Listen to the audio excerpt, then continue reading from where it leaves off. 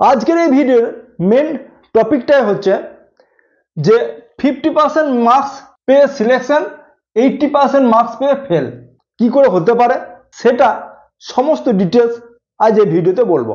নমস্কার বন্ধুরা, আমি রুদ্র আর তোমরা দেখছো গভর্নমেন্ট জব আপডেট এবং জব প্রিপারেশন চ্যানেল এক্সাম মিস্ত্রি। এই ভিডিওতে তোমাদের সবাইকে প্রচুর প্রচুর স্বাগত। তোমরা সকলেই জানো যে জিডিএস এর অনলাইন ফর্ম ফিল আপ শুরু হয়ে গেছে 10 ফেব্রুয়ারি থেকে। আশা করছি বন্ধুরা তোমরা বেশিরভাগই অ্যাপ্লাই করে ফেলেছ।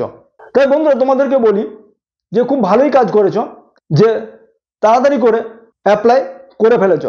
কারণ যদি অ্যাপ্লাই না করতে, যদি ট্রেন মিস হয়ে যেত, যদি কুম্ভ মেলায় যদি ডুবকে না লাগাতে পারো, তাই কাজটা ঠিকই করেছ। আমার একটাই প্রশ্ন যে তোমরা কি নোটিফিকেশনের সমস্ত জেনে বুঝে এই অ্যাপ্লাইটা করেছো? আজকের এই ভিডিওর মেন টপিকটাই হচ্ছে যে 50% মার্কস পেয়ে সিলেকশন, 80% মার্কস পেয়ে ফেল কি করে হতে পারে সেটা সমস্ত ডিটেলস আজ এই ভিডিওতে বলবো। তাই ভিডিওটি খুব বেশি লম্বা করব না, শর্টকাটে সমস্ত কিছু জেনে নেবার চেষ্টা করব। এখন ডিসকাস করব যে তোমরা ডিভিশন কিভাবে সিলেক্ট করবে।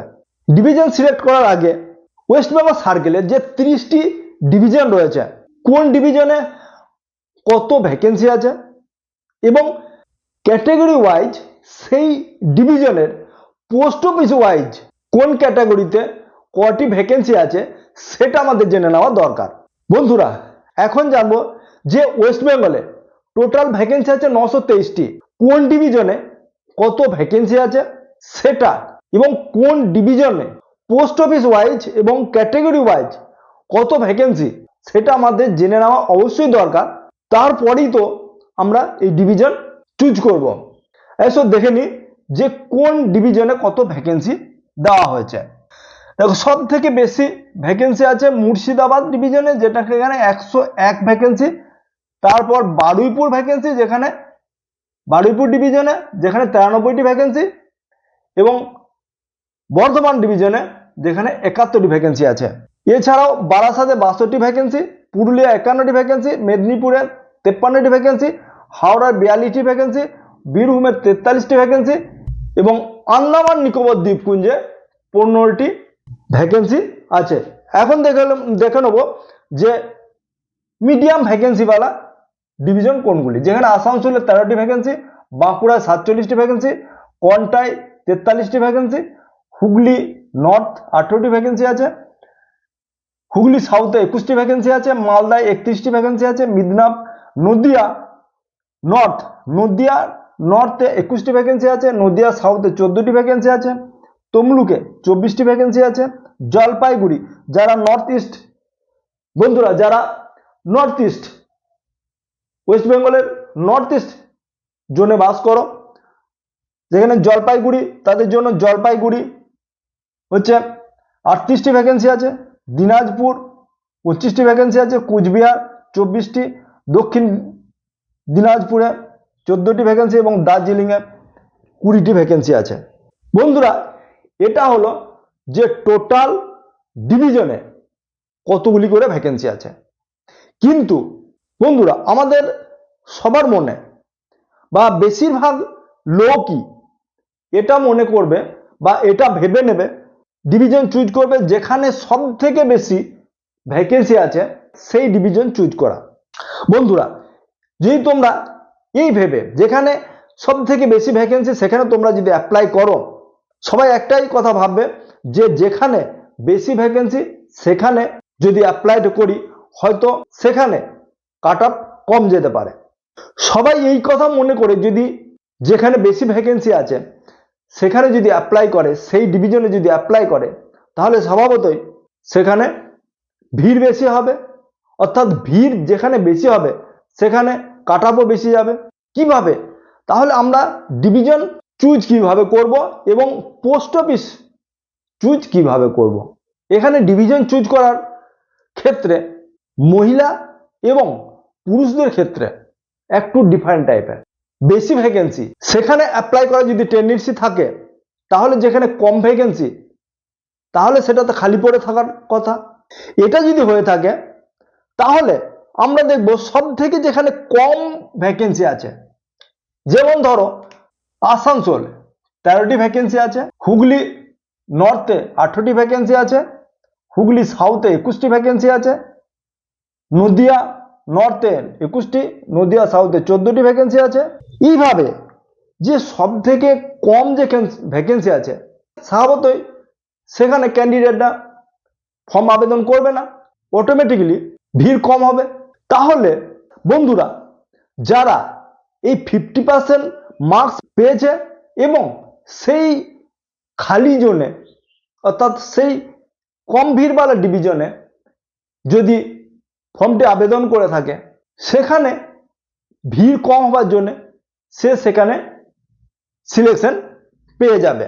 মানুষের সাধারণত একটা সাইকোলজি এটা থাকে যে যেখানে ভ্যাকেন্সি বেশি সেখানে আবেদন করার টেন্ডেন্সি, সেটা তুমি হোক বা আমি হোক, সবারই মনের মধ্যে এটাই থাকে। তাহলে সব থেকে বেশি ফর্ম আবেদন কোথায় হবে? মুর্শিদাবাদ, বারুইপুর, বীরভূম, মেদিনীপুর বা বারাসাতের মতো এই ডিভিশনগুলিতে। স্বাভাবিকই সেখানে কাট আপও বেশি যাবে, কমসে কম যারা 90-র ওপরই কাট আপ যাবে।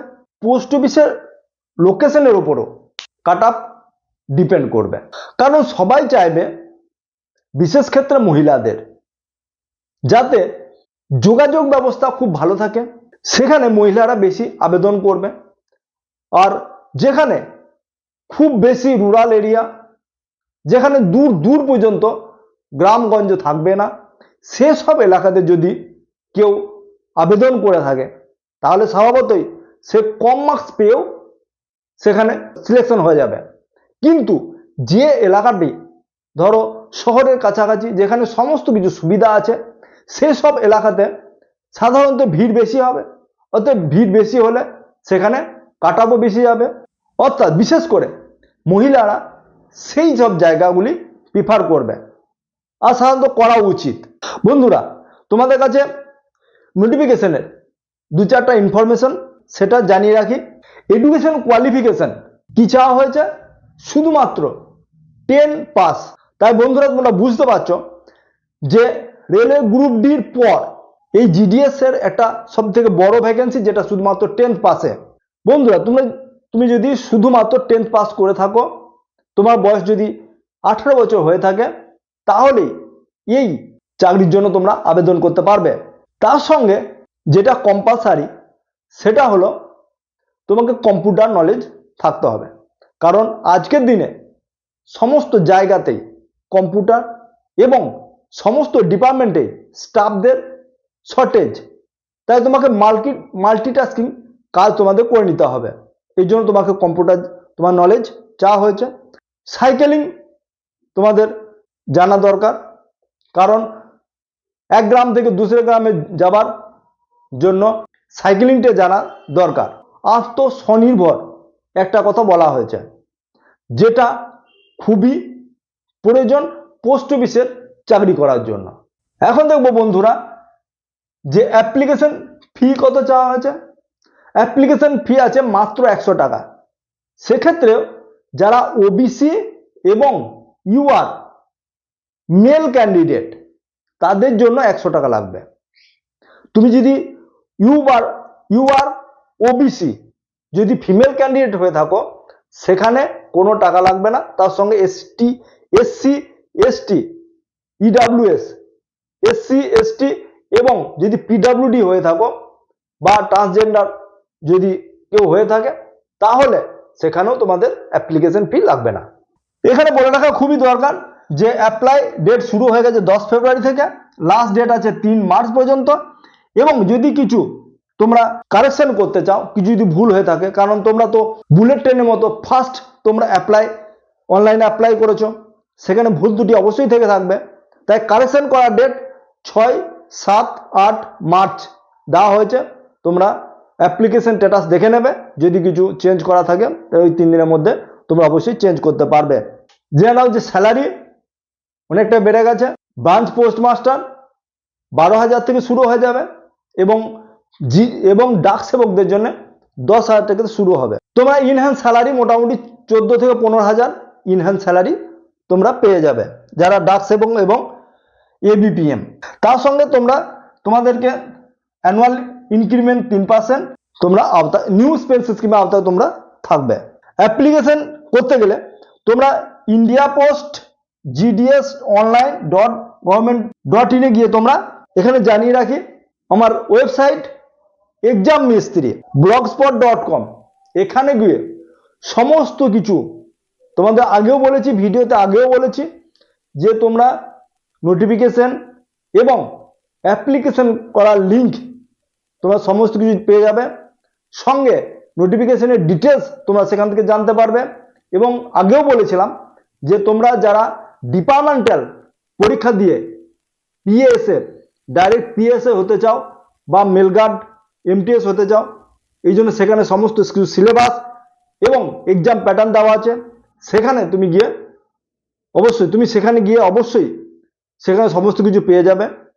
এবং ফেসবুক যে পেজ ব্যারাকপুর জব হাব, সেখানে ফলো করে সেখান থেকেও তুমি সমস্ত কিছু পেয়ে যাবে। আজকের এই ভিডিওটি এই পর্যন্ত। বন্ধুরা, তোমাদের কাছে একটা রিকোয়েস্ট, যারা এই চ্যানেলে নতুন তারা চ্যানেলটিকে সাবস্ক্রাইব করে পাশে থাকা বেল আইকনটি প্রেস করে দেবে। যখনই আমি কোনো নতুন ভিডিও আপলোড করব সবার আগে তার জন্য নোটিফিকেশন তুমি দেখতে পাও এবং সঠিক সময়ে সঠিকভাবে সেই চাকরির জন্য তুমি অ্যাপ্লাই করে নিতে পারো। লাইক অবশ্যই করবে, বন্ধুদের সঙ্গে শেয়ার করে দেবে যাতে তারাও এই ভিডিও থেকে কিছু উপকার পেতে পারে। এবং সবার শেষে পেয়ারাসে এক কমেন্ট করে যাবে। আজকের এই ভিডিওটি এখানেই শেষ করছি। আবার দেখা হবে নতুন একটি ভিডিওতে। জয় হিন্দ।